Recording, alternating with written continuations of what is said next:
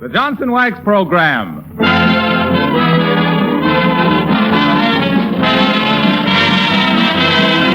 The makers of Johnson's Wax and Johnson's Self-Polishing Glow Coat present Fibber McGee and Company with Jim Jordan as Fibber, Donald Novis, the Four Notes, and Billy Mills Orchestra. The show opens with Of Thee I Sing.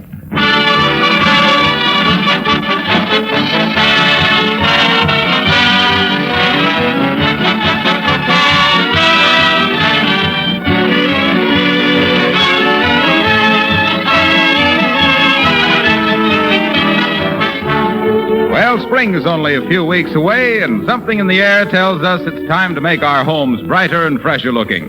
When you feel this first urge of spring, you'd better hurry to your dealer or phone him and ask for a can of Johnson's Self-Polishing Glow Coat.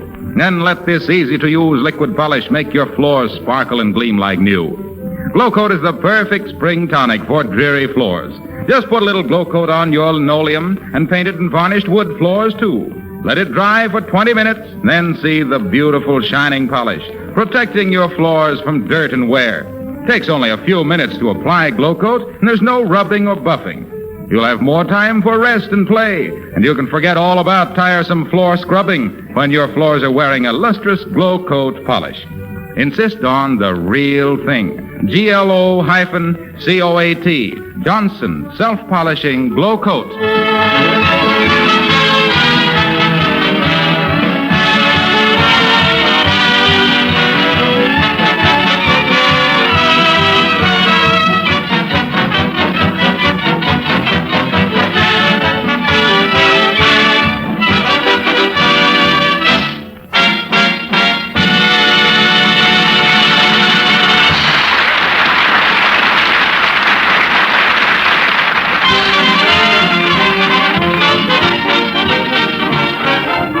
Well, sir, the famous big game hunter Lord Bingham is in town this week seeking a partner for his next African expedition. And here in the living room at 79 Wistful Vista, swapping hunting experiences with his lordship, or in other words, taking alternate slices at the bologna, we find Fibber Hold That Tiger McGee.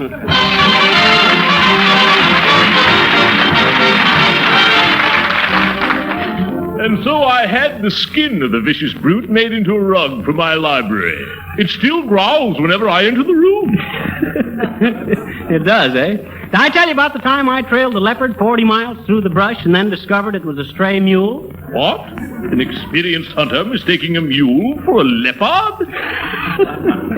Yeah, it seems I was in a kind of a bilious condition and had spots before my eyes. By the way, McGee, how much time did you spend in Africa? Oh, several years. I had a trading post up in the pygmy country. Oh, yeah, that's where that saying got started. This little pygmy went to market. Oh, yes, very good, very good. Pygmy went to market. Oh, yes, very good. I like to have a man with me who has a sense of humor, McGee. Keeps the natives happy. You must have been a splendid companion on a long trek. Oh, that's what everybody used to say, Bud. I was really a card on a long trek. Card Trek McGee, I was known as in them days. Card Trek McGee, the cleverest khaki-clad kid who ever kept a camp in the cruel climate of the carbon continent, calmly collecting creeping cobras to classify and catalog for keen-eyed collectors, casually clicking cameras at carnivorous cats, continually convulsed at the cute conversational comebacks of cackling cockatoos, and concentrating on carving a career as the King Kong of the Congo from the Cape of Good Hope's cloudy dunes to carefree Cairo and the Cameroons.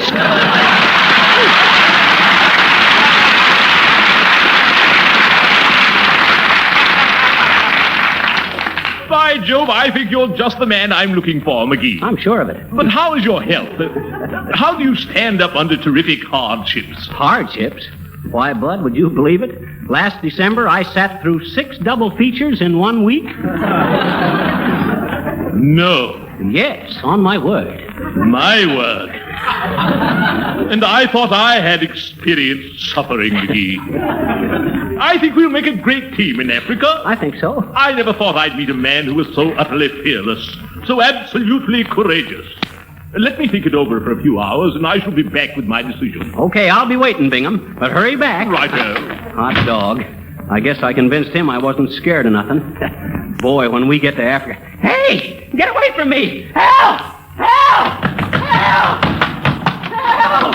Hey, what's the matter, Fibber? What's wrong? Why, you're as white as a sheet. Did you see it? See what? Stop trembling and tell me what's the matter. Oh, I think it went under the Davenport there. What did? What are you talking about? Control yourself. Boy, I thought I was a goner for a minute. He looked right at me. What did? The mouse. A mouse. Aren't you ashamed? What will Lord Bingham say if he finds out you're afraid of a mouse? Oh, don't tell him, Harpo. I got to get rid of that mouse some way. What'll I do? Set a trap. Hey, that's an idea. I'll set a trap and bait it with a perfumed note. Perfumed note? To a mouse? Yeah, you know. Come up and see me sometime. Signed, Minnie. Well, yes, you could do that, but I've got a better idea. I'm going out and send you an exterminator. Oh, okay, Harlow, thanks. All the times for this to happen. Well, I guess I'll set a trap and then go stay at a hotel till the mouse is caught. Or at least till Molly gets home. Shucks, I ain't got a trap. I better go down to the hardware store and get one. Uh-oh. Hello there, Johnny. How'd you like to buy a rubber door knocker? Protects you from magazine salesmen and peddlers.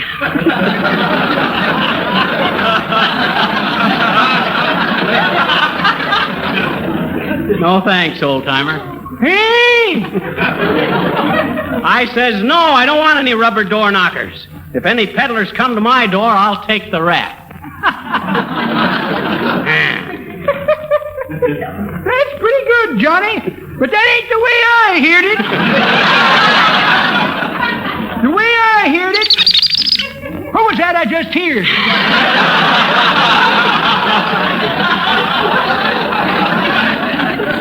That's a mouse, old-timer. He just moved in here with me. He left home because his old man was a rat. Oh, well, the way I heard it, Johnny, one feller says to the other feller, "Gee," says, "am I glad to be back in America where everything is peaceful. I just got back from a motor trip through Europe." "Is that so?" says t'other feller. "Cross country?" "Oh, boy," says the first fella, "I'll say it is." Incidentally, Johnny, you're getting kind of cheap, ain't you? Getting a mouse for a guest star?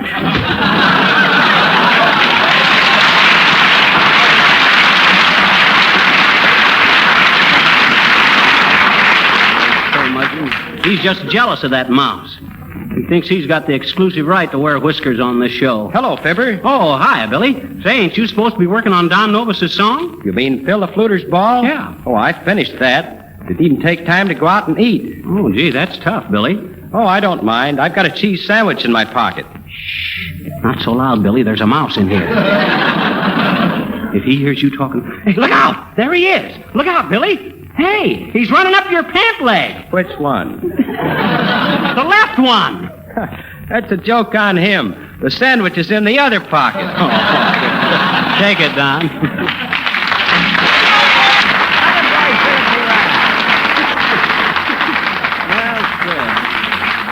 Well, that was Phil the Fluter's Ball, adroitly rendered by Donald Novus, the Killarney Canary.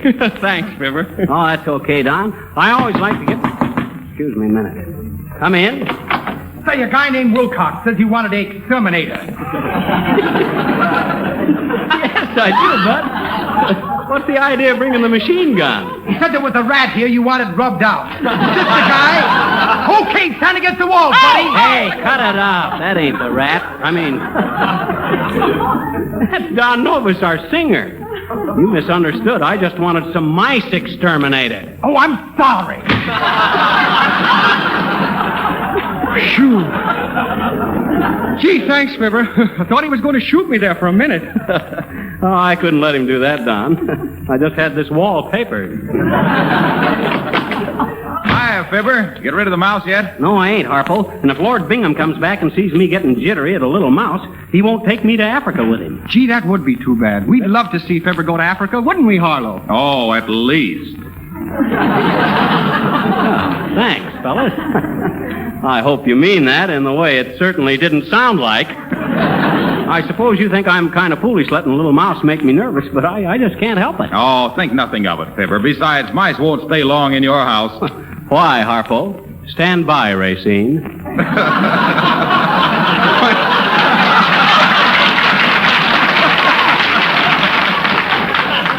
Well, I'll tell you, any house that has glow coat on its floors and linoleum is too clean to attract mice. Crumbs are too easily swept up, and grease spots wipe right off. And when you stop to think that glow coat can be applied with no rubbing or buffing by simply pouring a little on the floor and spreading it around with a long-handled applier, well, it begins to look like a tough world for little musculus. Yeah, little who, Harpo? Musculus. That's the Latin name for mouse. Oh, do mice understand Latin?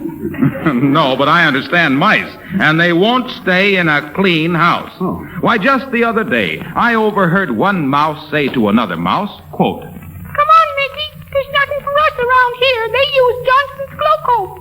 Let's scamper over to the house next door where a guy can feel right at home. unquote.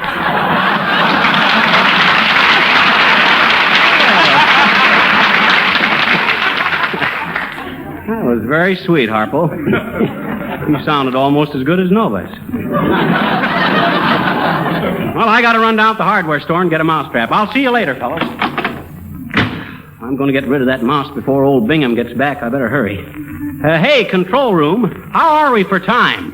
Better snap it up a little. Okay. In that case, folks, here's the hardware store right here. Some people say that radio ain't a flexible medium. Yes, sir? What was it, sir? Show me some traps, will you? Yes, sir. What do you wish to catch? A mouse, Dad Rabbit. Yes, sir. A small mouse or a large mouse? Oh, about medium build. Gray hair, pink eyes, and 4-inch tail, and a 32-inch sleeve. Yes, sir. Just step over here, sir. We've quite a beautiful selection of mouse traps. I don't care how beautiful they are. I ain't giving this to a mouse for Christmas. I want to catch one in it. I don't want no moose mouseculus in my house. Moose mouseculus, sir? Yeah, that's Latin for mouse. Really? Gee, you must be a college man, sir. Oh, I am. Phi Beta Trappa.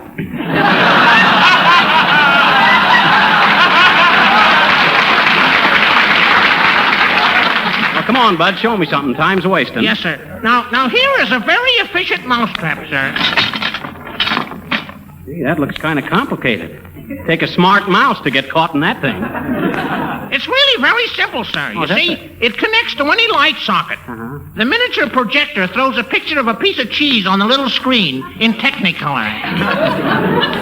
The mouse walks down the center aisle here to watch the show. Uh-huh. And as soon as he sits down, it trips this spring, and this little toy usher runs down and grabs him by the back of the neck.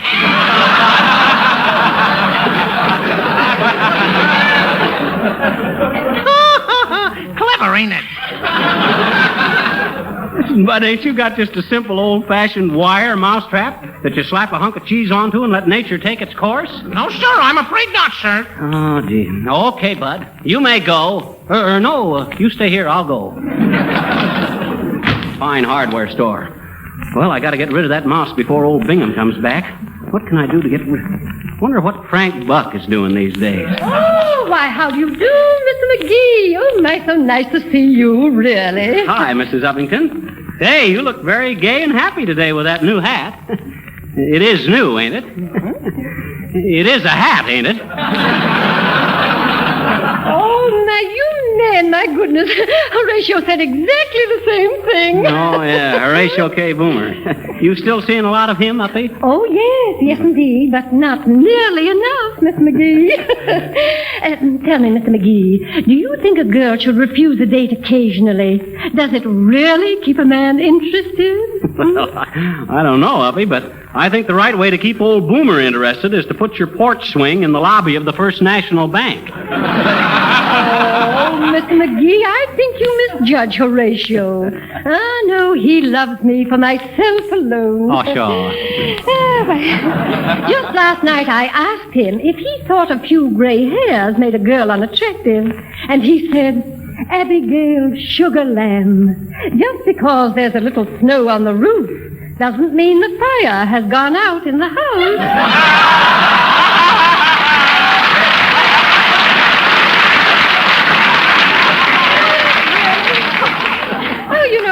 That was so sweet of him. So, he calls you Sugar Lamb, eh? He would. The minute he gets his hands on the sugar, he's going to take it on the lamb. Now, please, Mr. McGee, I'm sure that he's very sincere. Why, just yesterday, while he was helping me clip some coupons, he said to me, "Little flower, if you will be my pearl, the world will be my oyster." Oh, dear, and you know the poor boy was in such an emotional state, he put 4 of my coupons on his watch chain and left his elk's tooth in my safety deposit box. Oh, no, I know true love when I see it. Or do you think I'm just being a silly girl? Well, it's so nice to have seen you again, Mr. McGee. Well, goodbye. Goodbye.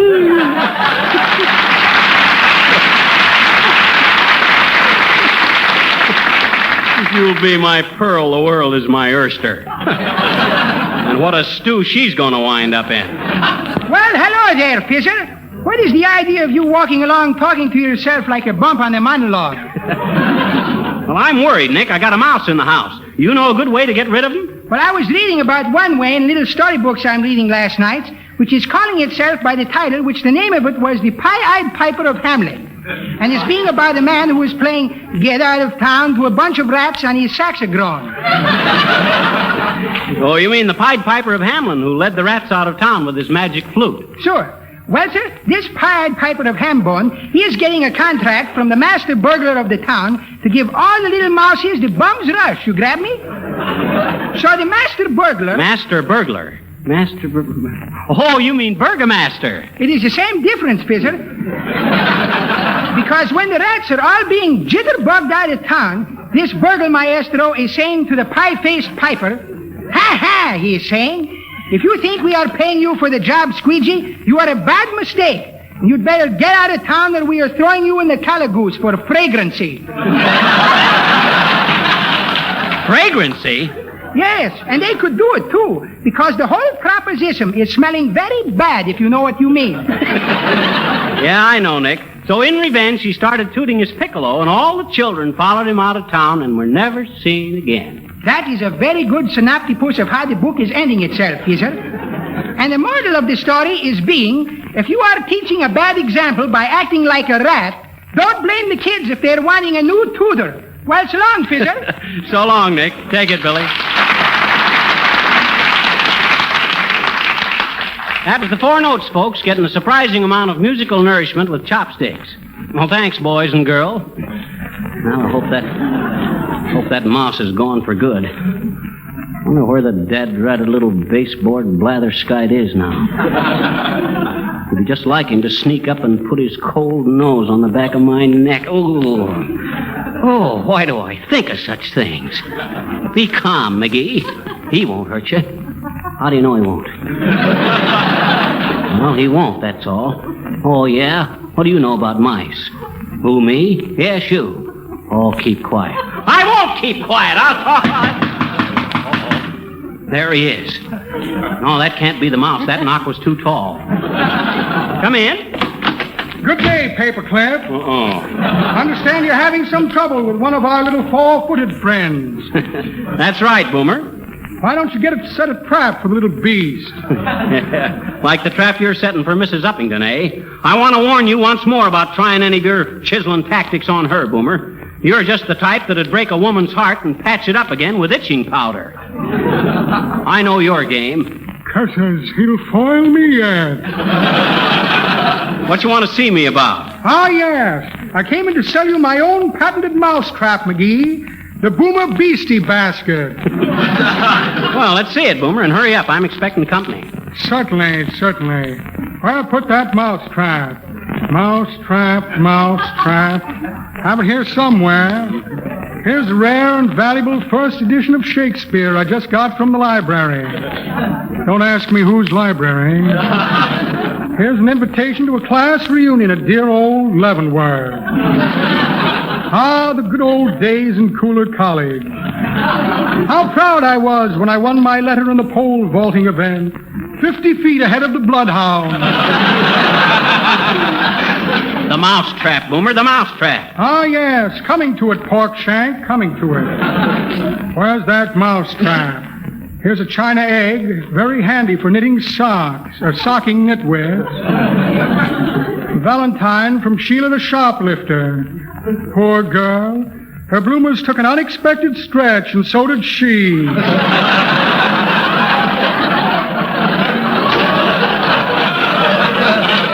Yes, indeed.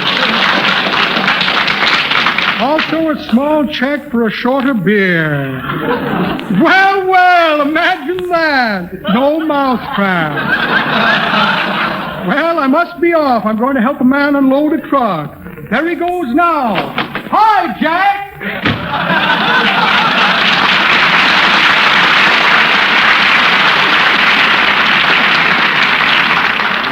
Crack in that guy's conscience so wide it'd make the Grand Canyon look like the dimple in a golf ball.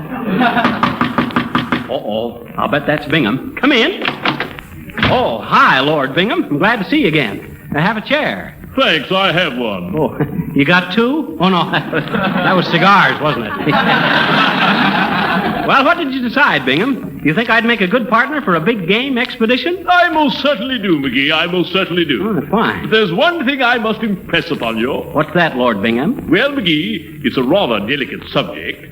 You understand that I can't have anybody with me who doesn't measure up to my own standard of cool courage, my calmness in moments of danger. Why, sure. Remember, I won't always be there to protect you. Oh, I understand that, Bud. I can take care of myself, I can. Splendid. We must depend upon each other in emergencies, you know. Oh, absolutely. Two brave hearts that beat as one. That's what I always said. Look out, Bingham. There he is. Hey, there's that mouse. What? Look out. Oh, my goodness, a mouse! Let me out of here! Help! Help!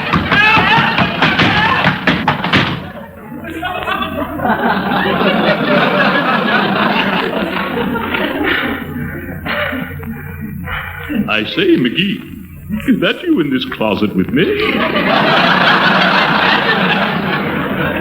Yes, it is, Bingham. Where are you? It's dark in here. I'm up on the top shelf here behind the hat. It's very uncomfortable, too. Where are you, McGee? I'm hanging on two hooks with my feet in the umbrella stand. Kind of cramped, but I can take it. Stout fellow, McGee, stout fellow. You know, I'm looking forward to our trip to Africa. Our trip? You mean you're taking me? Why, certainly, my dear chap. I find you a very valuable man in the crisis. Huh? How so? If it hadn't been for you, I never would have found this closet.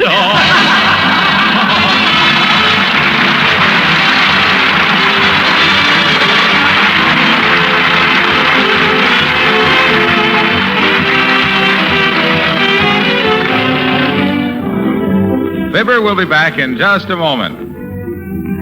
Now, here's an important announcement.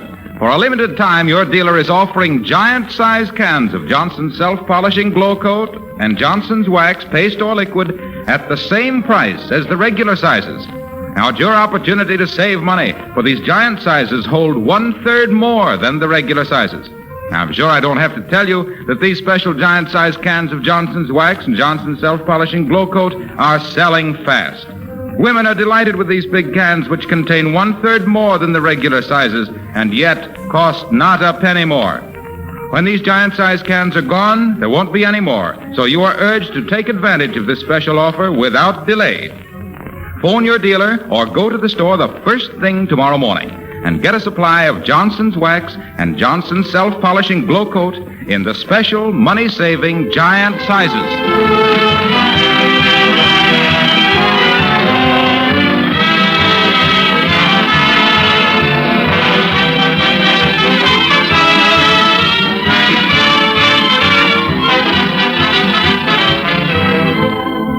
Well, folks, you'll be glad to hear that we're going to have our old friend Zazu Pitts back with us again next week. It's a good thing she wasn't here tonight, or I don't know what she'd have done. Personally, I was just acting. Mice don't frighten me. Hey! There really is a mouse in here! Take him away! Help! Help! Harpo! NBC! Help! Good night, folks!